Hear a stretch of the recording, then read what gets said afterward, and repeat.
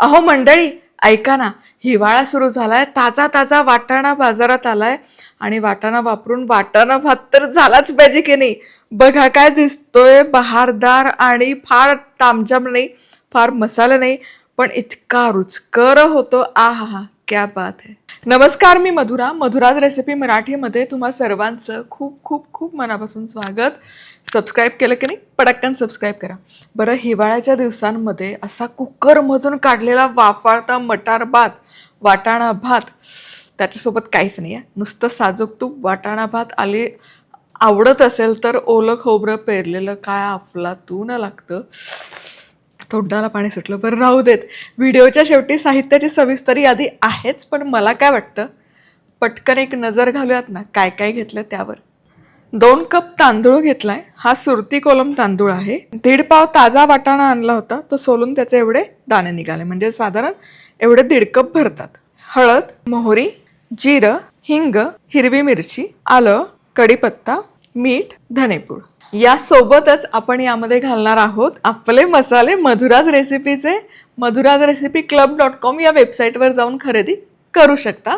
गोडा मसाला लागेल. बरं, हाच मसाला घालायला पाहिजे असं काही नाही. तुमच्या घरामध्ये जो कुठला घरगुती मसाला असेल तो तुम्ही वापरू शकता, पण मला स्पेसिफिकली वाटाणा भातात आहे ना गोडा मसाल्याची चव खूप आवडते, आणि तो एक मसाला घातला की इतर काही खडे मसाले घाला, याव घाला, त्याव घाला, काहीही गरज पडत. सगळ्यात आधी आपल्याला आहे ना तांदूळ स्वच्छ धुवून घ्यायचा. 2 कप तांदूळ म्हणजे साधारण हा 350 ग्राम वजनी भरतो. आणि सुरती कोलमऐवजी सोना मसूर वगैरे घेतला तरी काहीच हरकत नाही. सुरती कोलम, सोना मसूर जो काही तांदूळ वापराल ना, म्हणजे अख्खा बासमती घेतला तर तो भिजत घालायला लागतो, पण आंबे मोहोर असेल, कोलम असेल, हे ना भिजत घालायची गरज नाही.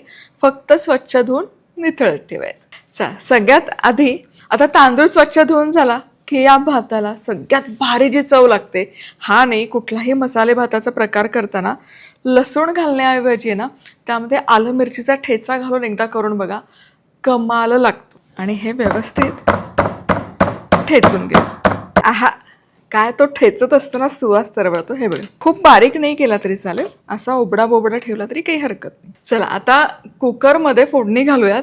कुकरमध्येच करायचं, मस्त होतं, रसरशीत. 2 पळीभर तेल गरम केलं. सगळ्यात आधी मोहरी छान तडतडली. गॅस जरा बंद करते मी, म्हणजे फोडणी करपणार नाही. की जिरं, कढीपत्ता, हिंग, मिरची आणि आल्याचा ठेचा. हा ठेचा छान तेलावर मिसळून घ्यायचा. तर या भातामध्ये ना मी कांदा वगैरे घालत नाही, कारण ती जी वाटाण्याची चव आहे ना ती अस्सल चव लागली पाहिजे खाताना, त्यामुळे कांदा बिंदा असा भडीमार नाही करत. शेवटी थोडंसं टोमॅटोच्या फोडी घालते, ते नाही घातलं तरी चालेल, फक्त लाल आणि हिरवं कॉम्बिनेशन छान दिसतं, थोडी आंबट चव ॲड होते म्हणून. गॅस बंद केलाय, नाहीतर फोडणी करपेल. चला, आता हा ठेचा हलका परतत आला. यामध्ये घालायचा आपला मधुराज रेसिपीचा गोडा मसाला. 1.5 चमचा हा गोडा मसाला घालायचा. आहा, मसाला घातला रे घातला की काय कमाला सुवास तरवळतो, तुम्हाला सांगते. आता गॅस सुरू करायचा. हळद घालायची. हळद, धनेपूड अगदी मस्ट आहे कुठलाही भात करताना. लाल तिखट मिसळून घ्यायचं. काय दिसतंय मस्त.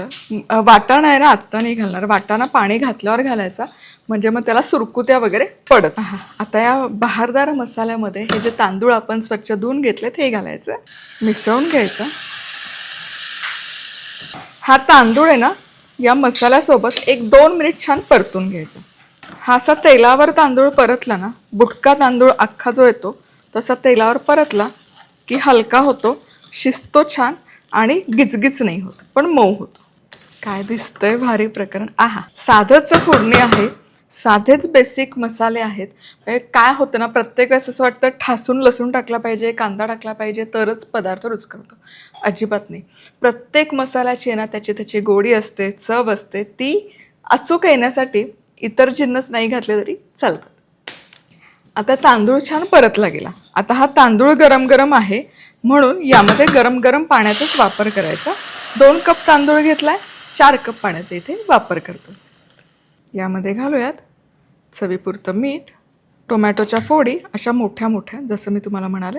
मी नंतर घालते, म्हणजे त्या आहे ना जिरत नाहीत आणि त्या दिसायला खूप छान दिसतात. आता या स्टेजला यामध्ये हे मटारचे दाणे घालूयात. त्याचसोबत साजूक तूप अगदी मस्त आहे अशा प्रकारच्या भातांना 2 ते 3 चमचे मिसळून घ्यायचं. काय कमाल दिसतंय बघा ना. आ हा हा हा, रंग, वा वा वा वा, काय ते रूप आलंय वा. आता यामध्ये तिखटा मिठाचं प्रमाण परफेक्ट आहे का नाही, झाकण लावण्यापूर्वी आधनातलं थोडं पाणी घ्यायचं. परफेक्ट आहे, काहीच वर्ण घालायची गरज नाही. आता झाकण लावायचं आणि मोठ्या आचेवर 2 शिट्ट्या काढून घेऊ. चला, इथे ना बरोबर 2 शिट्ट्या काढलेल्या आहेत. आ हा हा हा, आ हा हा हा, काय दिसतोय भात बघा. आणि सुवास झाकण उघडल्या वा. बघा, मटारचे दाणे आहे तसे अखंड राहतात, आकसत नाही.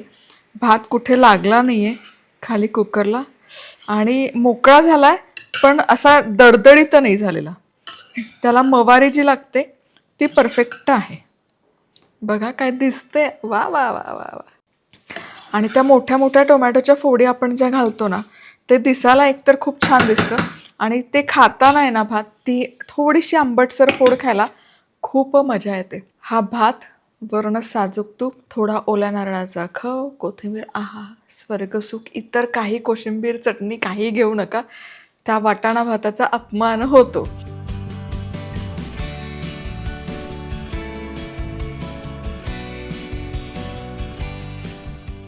वा वा. आहे असाच खायचा, एन्जॉय करायचा. डाएट बिएट गेलं खड्ड्यात, थंडी आहे, वर्षातून एकदा जसा ताजा ताजा वाटाणा मिळतो, खा आणि आस्वाद घ्या. पुन्हा भेटूयात, तोवर मस्त राहा, खुश राहा, आनंदी राहा, सगळ्यात महत्त्वाचं खात राहा.